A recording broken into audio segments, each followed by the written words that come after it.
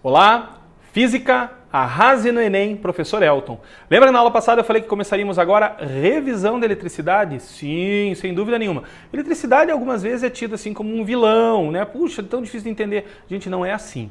Algumas vezes o que nos falta são conceitos de mecânica, às vezes até matemática básica, e o conceito de vetores para entender eletricidade. Eu tenho certeza que vocês estão fazendo uma revisão bem legal de matemática com o Roberto e com o Coruja, e nós vimos as questões vetoriais e também discutimos um pouquinho sobre mecânica. Não é isso? Então eu tenho certeza que isso vai te ajudar. Muitas vezes uma questão de eletricidade envolve a segunda lei de Newton. E às vezes o aluno acha que o problema dele é eletricidade, quando é na verdade mecânica lá. Ele às vezes tem dificuldade de entender força resultante igual a massa vezes a aceleração e coisas que o valham.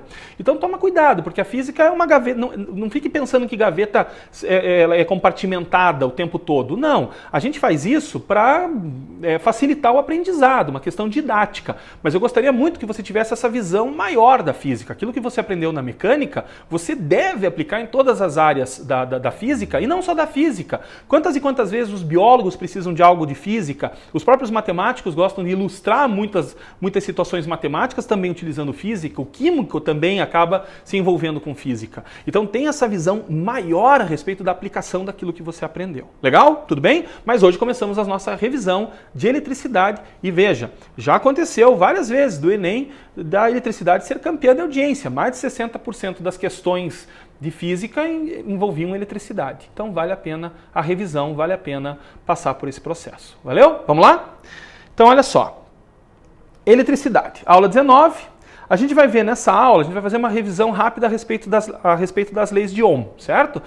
Professor, você colocou um átomo aí e aula de química agora? Não, veja bem, os fenômenos elétricos ocorrem porque a matéria está eletrizada, não é isso? Numa visão mais simplificada do que é o átomo, a gente pode entender esse núcleo, né, carregado positivamente em função da presença de prótons, os nêutrons que lá estão não contribuem com fenômenos elétricos, e os elétrons que estão nas eletrosferas têm cargas negativas. Então a matéria, ela é carregada. Nós somos formados por átomos que constituem as moléculas, e esses átomos são constituídos por partículas mais elementares, vamos dizer assim, o próton, o elétron e o nêutron, e dois deles exibem cargas elétricas, certo? Então é daí que surgem os fenômenos elétricos.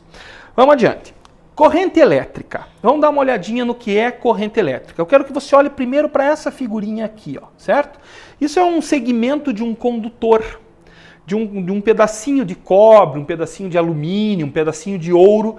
E reparem que lá dentro existem elétrons livres. Sim, a gente aprende lá na química que os metais têm elétrons livres, aqueles elétrons nas camadas de valência, e o metal está louco para perder esses elétrons para atender a regra do octeto, não é assim? Então é isso que está sendo representado aí. Os elétrons livres desse metal como se fosse uma névoa formada por elétrons. Esses elétrons têm movimentos próprios, movimentos térmicos. Eles vão para um lado, vai para o outro, só que em nenhum momento eles combinaram de ir para o mesmo lado, certo? Então, isso não constitui a corrente elétrica. Esse movimento desordenado dos elétrons não constitui o que a gente pode chamar de uma corrente elétrica que esteja fluindo por este condutor. Só que se eu ligar esse pedacinho de condutor numa bateria que aplica uma diferença de potencial, daqui a pouco a gente discute mais a fundo o que é uma diferença de potencial, o que importa é que eu liguei o polo positivo da bateria desse lado e liguei o polo negativo desse lado. E você lembra que os elétrons são negativos e são atraídos por cargas positivas, não é isso? Cargas de mesmo sinal se repelem, cargas de sinais contrários se atraem. Então está ocorrendo uma atração dos elétrons em direção ao polo positivo da bateria. Certo? Só que agora todos os elétrons se sentem atraídos pelo polo positivo que apareceu nesse condutor. Então todos eles começam a andar no mesmo sentido, como se fossem carros andando numa mesma rua, né, de mão única. Tá claro essa ideia? Então eu apliquei aquilo que nós chamamos de diferença de potencial utilizando uma bateria, e os elétrons que estavam se movimentando termicamente para todos os lados resolveram agora, por serem atraídos pelo positivo que apareceu lá, serem atraídos todos e todos caminharem para o mesmo lado. Como todo mundo está andando para o mesmo lado, agora dentro do condutor, isso sim constitui uma corrente elétrica, certo? Agora, como medir a intensidade da corrente elétrica? Então eu queria que você fizesse comigo um análogo mecânico que ajuda bastante a entender isso. Você já deve ter visto na tua cidade algumas vezes, nas estradas mais movimentadas, nas ruas mais movimentadas, uma pessoa que para lá com uma prancheta, um contadorzinho e um cronômetro, já viu isso? Quando passa um carro, ela mexe no contadorzinho. E claro que ela já está medindo o tempo, ela sabe que horas ela parou ali, que horas ela começou a fazer a medição, e ela vai ver depois a hora que ela encerra. E ela vai contar o número de carros que passaram por ali. Para que serve isso? Professor, imagina que ela esteja medindo o fluxo de carros naquele instante, ou entre aqueles instantes, naquela rua. Então, com isso, eles vão poder, os engenheiros de tráfego e tal, vão poder pensar em tempos de sinal aberto, qual rua tem que ficar com sinal verde mais tempo, e assim vai, certo? Imagine que eu virei uma dessas pessoas, só que eu não vou contar carro, eu vou contar elétron. Certo? Volta lá para a figura com essa mentalidade. Então, imagine que o Elton agora está parado aqui, ó. Né? Deixa eu apagar aqui. Eu estou parado aqui e eu vou contar, né? Ó, eu estou parado aqui com a minha pranchetinha na mão e eu vou contar quantos elétrons passam por ali, certo? Então eu aciono o cronômetro e conto 1 elétron, 2 elétrons, 3 elétrons, 4 elétrons e depois eu digo assim, ó, por aqui passaram 1000 elétrons em 1 segundo. Entenderam a ideia? Então, essa é uma maneira de medir corrente elétrica, gente. Eu vou poder dizer para vocês quantos elétrons passaram por ali na unidade de tempo. Então, isso é uma maneira de medir o I, que a gente chama de intensidade da corrente elétrica, certo? Veja se isso não é verdade. E é a carga elétrica do elétron. Elétron tem carga elétrica negativa, certo? Então, o E é a carga elétrica do elétron. N é o número de elétrons que eu contei. Então, se passaram 1000 elétrons ali, 1000 vezes a carga elétrica do elétron. Tudo bem? Dividido pelo intervalo de tempo que eu fiquei ali. Só que você talvez esteja lembrado, né, das aulas de eletrostática, que N vezes Z é a carga elétrica total que passou por aquele condutorzinho enquanto eu estava lá medindo. Certo?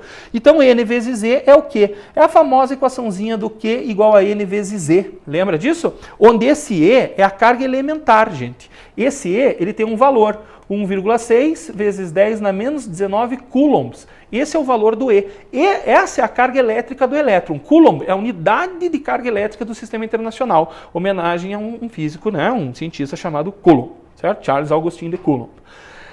1,6 vezes 10 na menos 19. Repare que o expoente menos 19 indica que esse número é bastante pequeno. Só que quando a gente fala de elétrons, quando nós estamos falando de elétrons, a gente está falando de uma quantidade enorme. Eu brinquei com vocês 1000 elétrons.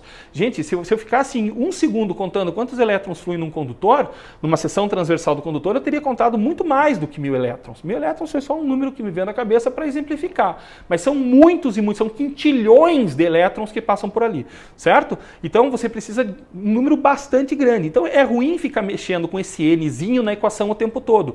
Por isso que é legal pegar o N vezes Z, que foi aquilo que eu contei lá, e transformar isso em carga elétrica dada em Coulomb. Agora, a carga elétrica de um elétron sozinho realmente é muito pequenininha. É a menor carga elétrica que pode ser encontrada livre na natureza. E a carga do elétron é igual à carga do próton, só que o próton é positivo, lembre disso. Então os dois têm carga elétrica de 1,6 vezes 10 na menos 19 coulombs. O elétron é negativo, o próton é positivo, tá ok? Só que essa carga é pequenininha, mas a união faz a força, não é assim? Então, quando a gente fala de elétrons, a gente fala de muitos elétrons. Ora, a carga individualmente de cada um pode ser muito pequena, mas juntos eles têm cargas elétricas que exibem fenômenos que podem ser medidos. Tá ok? Tranquilo? Vamos adiante. Então, no lugar do N vezes Z, eu substituo o porquê, que é nada mais nada menos do que a carga elétrica que fluiu naquele condutor nesse intervalo de tempo ΔT, que foi o intervalo que eu fiquei ali. Esse ΔT que está dividindo eu passo multiplicando e eu ganho a famosa equaçãozinha do Kitt, certo? Que é a carga elétrica que fluiu no condutor nesse intervalo de tempo que eu fiquei olhando e a intensidade da corrente elétrica, dada em ampere, a gente já vai discutir isso, vezes o intervalo de tempo. Certo? Então, a carga que fluiu naquele condutor em função da corrente elétrica e do tempo que se ficou observando, se ficou medindo, tá ok? Ora, se você voltar a olhar para a equação de cima, reparem que o I é igual a Q sobre ΔT. Q é dado em Coulomb, então olha aqui, ó, Coulomb, dividido pelo intervalo de tempo dado em segundo. Então a unidade da corrente elétrica no Sistema Internacional é o Coulomb por segundo. É bacana você pensar em termos de Coulomb por segundo, porque isso te faz entender o que é a corrente elétrica. Imagine uma corrente elétrica de 2 coulombs por segundo. O que isso quer dizer? Ah, professor, se eu ficar olhando 1 segundo para aquela seção transversal do condutor, vão passar por ali uma carga de 2 coulombs. Por ali vai passar uma carga de 2 coulombs a cada segundo. Se eu ficar 2 segundos olhando, eu terei visto passar 4 coulombs de carga naquele condutor. Isso mesmo, gente. Então é bacana você pensar em termos de coulomb por segundo. É bacana você ter essa visão. 2 coulombs a cada segundo. Só que o coulomb por segundo nós chamamos de ampère, homenagem a um outro físico, André-Marie Ampère, um físico francês, que analisou e estudou as correntes elétricas, tá ok? Então, em homenagem a ele, ampère para a corrente elétrica. Mas é muito legal você ter essa visão, eu vou até escrever de novo aqui, ó. É muito legal você ter essa visão de que uma corrente elétrica de 3 amperes refere-se ou mostra para a gente que por ali estão fluindo 3 coulombs de carga a cada segundo que passa. Tudo bem? É bem legal ter essa visão. Tudo bem? Vamos adiante? Seguindo. Eu tinha dito para vocês da aplicação da diferença de potencial para que os elétrons quisessem todos andar para o mesmo lado, não é isso? Então, de novo, ó, reparem o seguinte, aqui continua tendo um pedacinho de um condutor, pode ser um pedacinho de cobre, um pedacinho de alumínio, de ouro, né? E eu liguei uma pilha, certo? Um gerador. Isso aqui é uma pilha, um gerador, liguei um gerador ali. Reparem que eu tenho o polo negativo da pilha, então desse lado eu tenho o negativo, aqui está o polo positivo, liguei lá e tenho o positivo. Reparem que os elétrons estão louquinhos, doidinhos, correndo em direção ao polo positivo, certo? Eu acabei fechando um circuito elétrico aí, então eu tenho realmente corrente elétrica fluindo numa seção transversal desse condutor, certo? Beleza. Agora, a pilha aplicou o gerador, aplicou o que nós chamamos de diferença de potencial. Para você entender a diferença de potencial, o análogo mecânico legal para você entender isso é isso aqui, ó. Imagine aqui, ó. Olha para essa primeira figurinha. Eu estou tentando representar aqui um aquário, né? Dividido, tá? E eu tenho água desse lado, aqui tem uma torneira e desse lado eu não tenho água, né? Tá vazio daquele lado. O que vai acontecer se eu abrir a torneira? Ah, professor, vai fluir água pela torneira. Isso. Vai fluir água pela torneira até a hora que esse lado ficar vazio e toda a água ficar desse lado. Certo ou errado? Errado, professor. Não vai dar para toda a água passar lá para o outro lado. Realmente não vai dar. Essa é a resposta correta. Não tem como toda a água passar para lá. A não ser que você bombeie. Só que daí você tem que gastar energia. A gente está falando de uma coisa natural, certo? Naturalmente. O que vai acabar acontecendo naturalmente? A figurinha de baixo está dizendo, né? Naturalmente, a quantidade de água vai se igualar aqui, certo? Vai dividir um pedaço para cada lado. Gente, não fique preocupado aqui com os volumes serem iguais, tá? Não fique pensando assim. O volume que tem aqui embaixo é igual ao volume que tem lá em cima, tá? O que eu queria que você enxergasse essas coisas, por isso eu fiz assim. Então, no momento em que o nível d'água nesse ramo tornar-se igual ao nível d'água no outro ramo, cessa o fluxo de água pela torneira. Concordam comigo? Então, isso é a diferença de potencial, a diferença de nível d'água. Então, imagine que a água esteja aqui, ó, certo? Imagine que a água já esteja aqui, tá? E aqui a água está aqui em cima. Gente, por favor, me ajudem a imaginar assim, certo? Então, existe uma diferença de nível, existe uma diferença de alturas de água.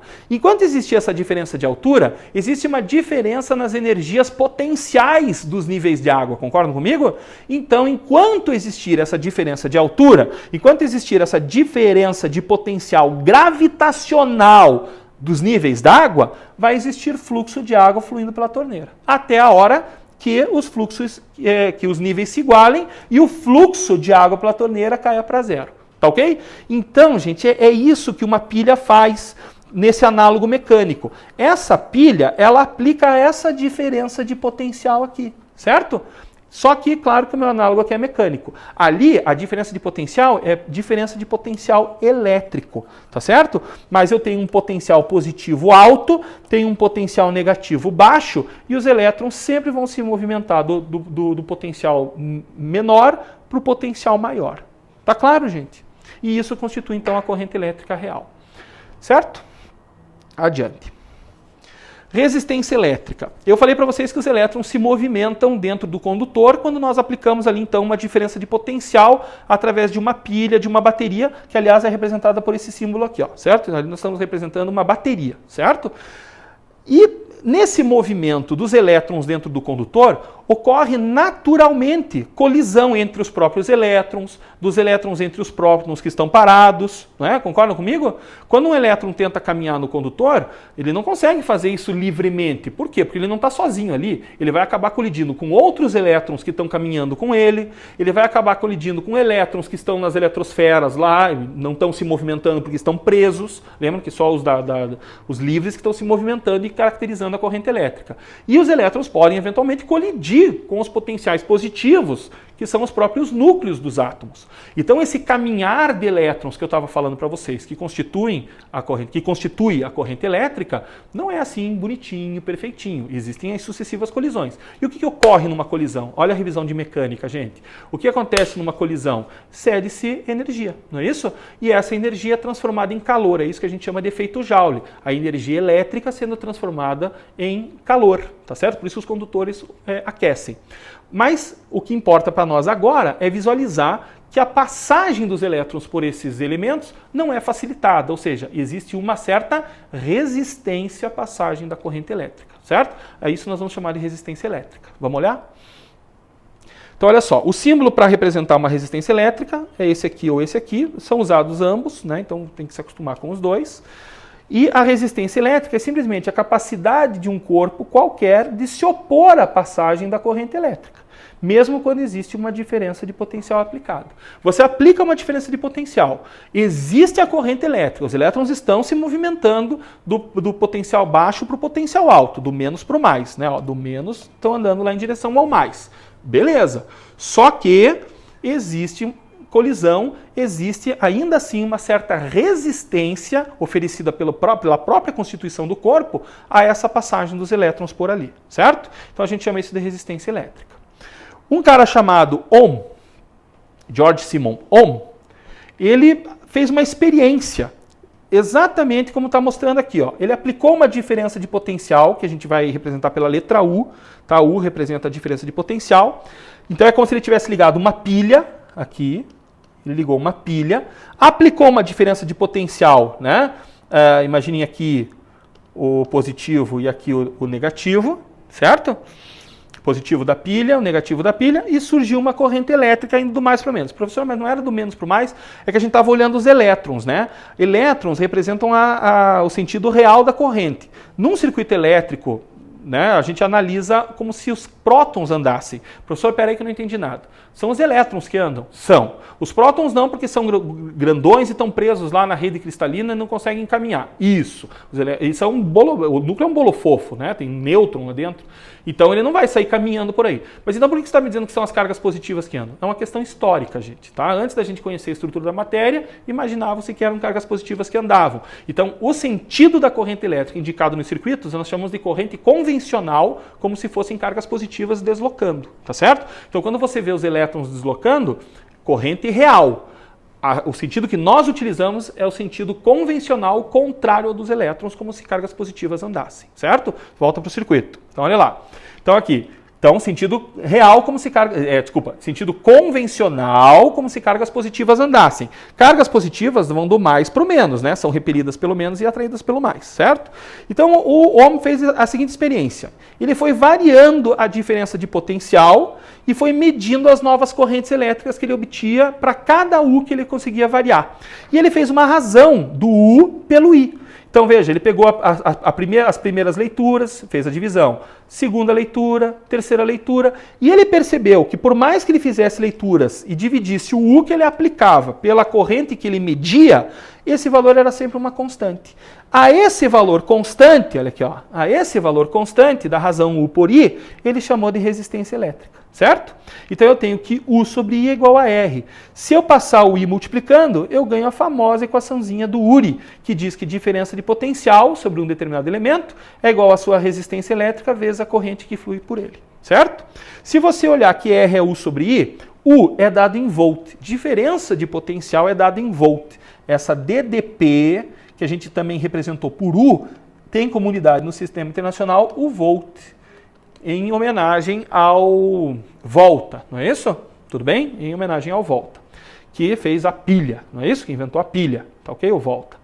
Então reparem que R é U sobre I. Ora, mas o U é dado em volt e o I, a gente já tinha visto, é dado em ampere. Então a unidade da resistência elétrica é o volt por ampere. Tá certo? É o volt por ampere. É quantos volts você diminui no elemento para cada ampere que está passando por ali.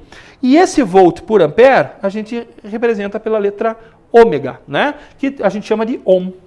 Tá? Então a unidade do sistema internacional é o ohm. É a letra ômega que nós chamamos de ohm. Então a unidade de resistência elétrica no sistema internacional é o ohm. Tá ok? Ohm, em homenagem ao físico alemão. Tranquilo? E guardem essa equaçãozinha porque ela é bastante importante. U é igual a R sobre I. O que é interessante você observar é que RI, para a mesma diferença de potencial, quer ver? Vamos olhar para essa equaçãozinha aqui, ó, certo? Reparem que para o mesmo U, se você mantiver o U constante, reparem que R e I são grandezas inversamente proporcionais. Ou seja, para a mesma diferença de potencial aplicada, quanto maior for a resistência que o elemento oferece à passagem da corrente, menor vai ser a corrente que flui por ali. Tá? Então é bacana observar isso. Se fizermos um gráfico da tensão pela corrente elétrica, né? U é igual a R vezes I, repare que essa equação tem o formato do primeiro grau, né? Com o termo independente, com o coeficiente linear igual a zero. Deixa eu escrever aqui bonitinho. Ó. U é igual a R vezes I. Reparem, comparem A vezes X. Tá ok? Comparem com a equaçãozinha lá da matemática. Então isso é uma reta que passa pela origem necessariamente, não é isso? Quando não se aplica diferença de potencial nenhuma, não se tem nenhuma corrente elétrica. À medida que você vai aplicando diferentes diferenças de potencial, você vai encontrando correntes elétricas. Ó, olha a experiência do Ohm aqui. Ó. Ele aplicou U2, ele encontrou uma corrente I2. Tá vendo? Opa, aqui é I2. E assim vai. Certo? Se você pegar os valores das tabelas do Ohm e colocar num gráfico, você vai encontrar uma reta desse tipo, certo? Se você pegar a tangente desse ângulo, você vai ter um U sobre o I. Concordam comigo? Deixa eu fazer bonitinho na figura. Ó. Se você pegar um triângulo, a gente já fez isso em outras aulas, né? Fechar esses triângulos aqui, ó. Então, se você pegar a tangente do alfa, você vai ter cateto oposto dividido pelo cateto adjacente. O cateto oposto é uma diferença de potencial. E o cateto adjacente é uma corrente elétrica. Então, U sobre I é igual a R. Eu poderia até escrever assim, ó.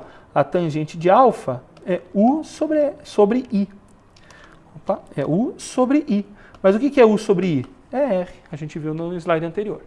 Tranquilo? Então, a inclinação do gráfico me diz qual é a resistência elétrica. Então, eu posso dizer para vocês que quanto mais inclinado for o gráfico, maior é a resistência que ele está representando. Então aqui, ó, se eu fizer duas retas assim, reta 1, reta 2 e reta 3, qual dos elementos tem maior resistência? O 3, porque tem maior inclinação, certo? Quem tem a menor resistência dos 3? O 1, porque tem a menor inclinação. Joia? Tranquilo?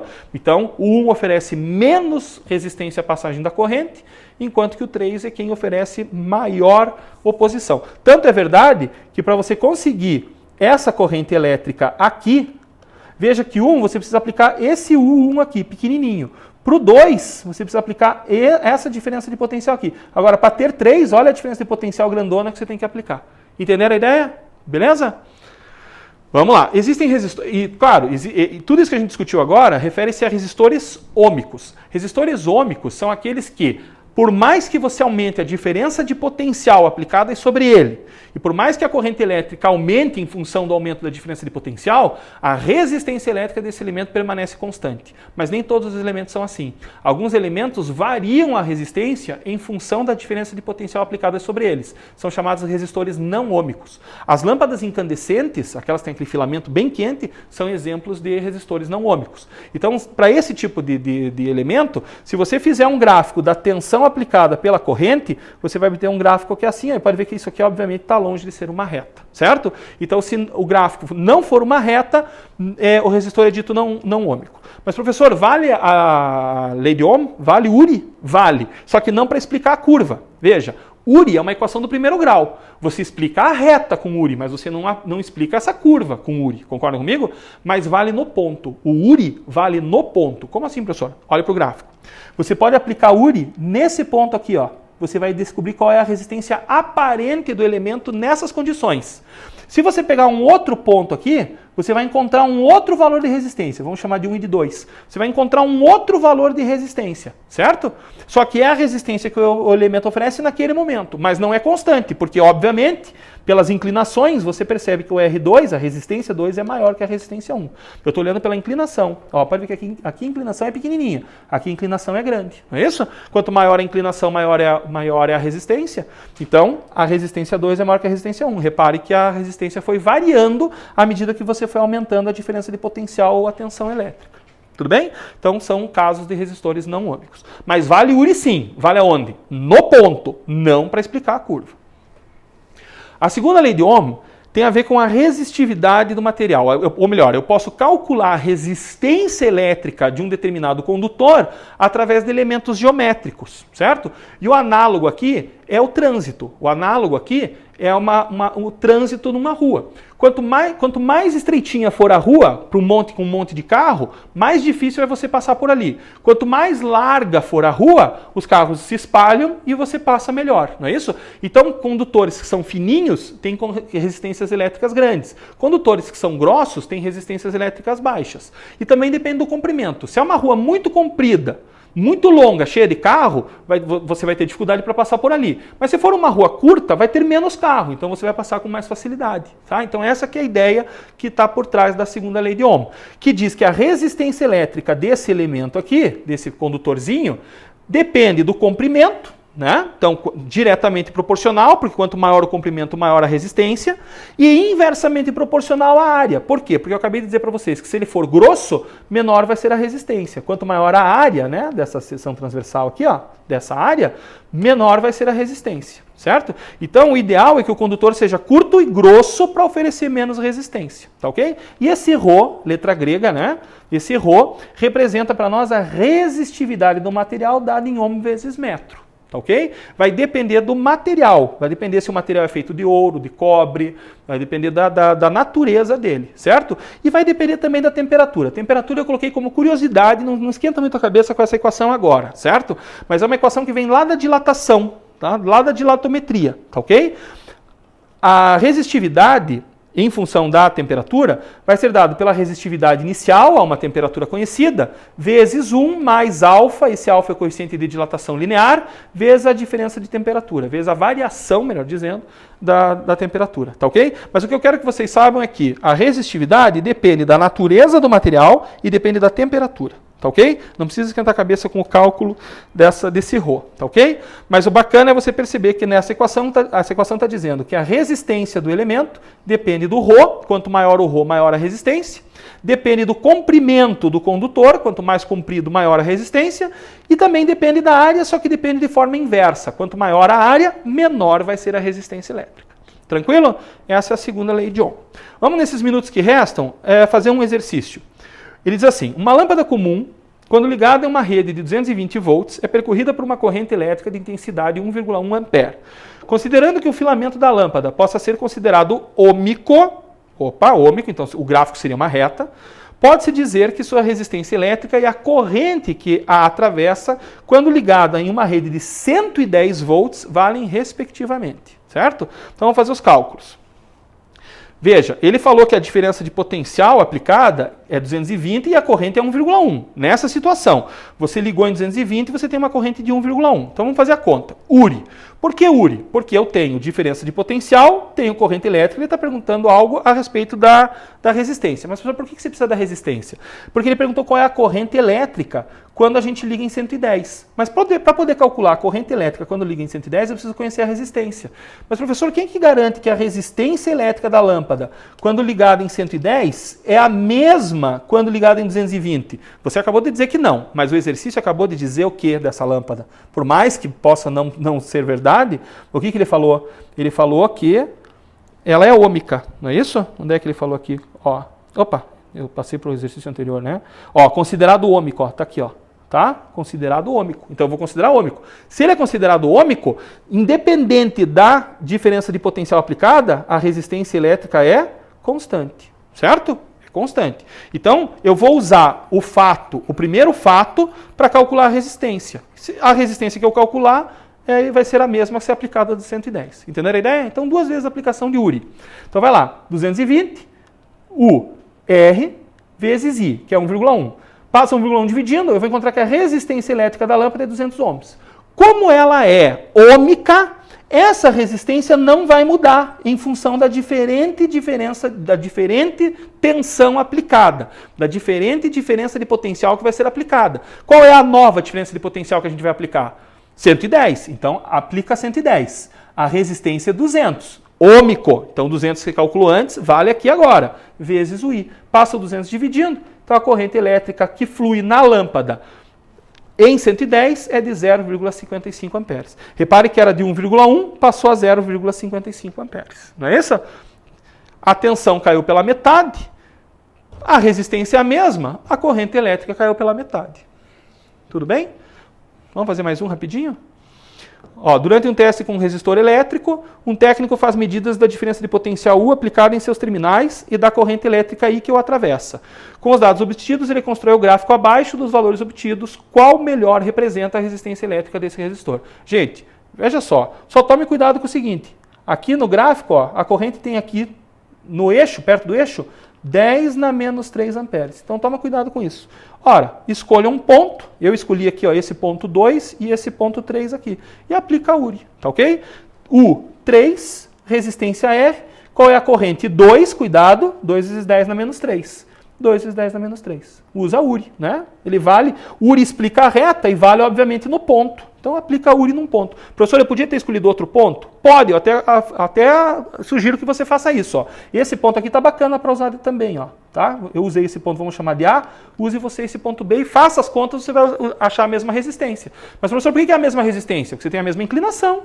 Não está mudando a inclinação, ou seja, você está aplicando diferentes diferenças de potencial e a resistência elétrica do elemento não está variando, não está mudando, justamente por tratar-se de um resistor ômico. Tá ok? Ora, passa esse 2, agora vamos olhar para a matemática. Passa esse 2 vezes 10 na menos 3 dividindo, você vai ter 1,5, passa esse 10 na menos 3 lá para cima, mudando o sinal do expoente, 1,5 vezes 10 na menos 3, 10 na menos 3 é 1.000, 1,5 vezes 1.000, 1.500 ohms, essa é a resistência elétrica desse elemento. Tranquilo? Joia? Façam. Ó, tem mais 2 exercícios aí pela frente para você encarar, certo? Estou exibindo ele aqui para vocês com a resolução, bonitinho. Dá uma olhada nesse exercício que eu acho que vale a pena e refaçam esses que eu coloquei na aula hoje, certo? É sempre bacana você refazer os exercícios e tentar fazer aqueles que estão ficando, beleza? Valeu, gente, até a próxima aula. Continuamos com mais um pouquinho de eletricidade na próxima. Um abraço.